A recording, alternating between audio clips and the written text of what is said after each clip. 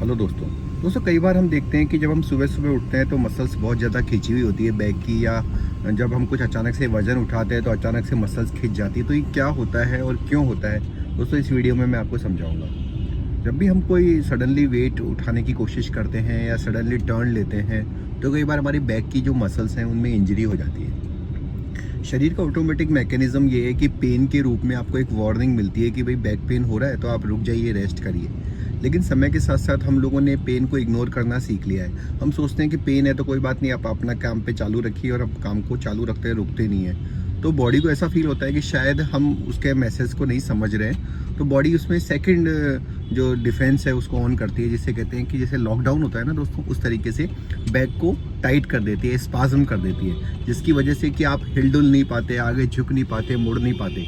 और जहाँ पेन को तो हम इजीली टॉलरेट कर लेते हैं, लेकिन जो स्पाज्म होता है या मसल्स की टाइटनेस होती है, ये हमें अच्छी नहीं लगती, क्योंकि इसकी वजह से हमारा काम अटकता है। जैसे कि आप सीट बेल्ट नहीं लगा सकते, आप झुक के कुछ उठा नहीं सकते, आप पीछे टर्न नहीं कर सकते, और ये हमें काफ़ी इरिटेट करने की क्षमता रखता है।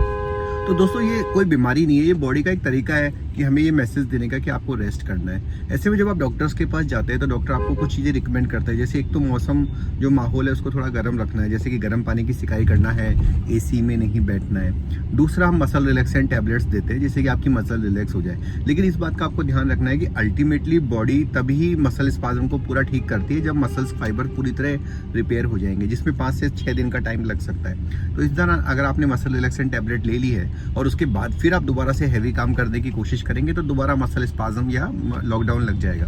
तो आपको ये भी ध्यान रखना है कि बॉडी की रेस्पेक्ट करनी है। पेन को जो है वो एक मजबूरी नहीं समझना, पेन को बॉडी का एक वार्निंग सिग्नल समझना है। ये सोचना है कि बॉडी ये कह रही है कि आपको रेस्ट करना है।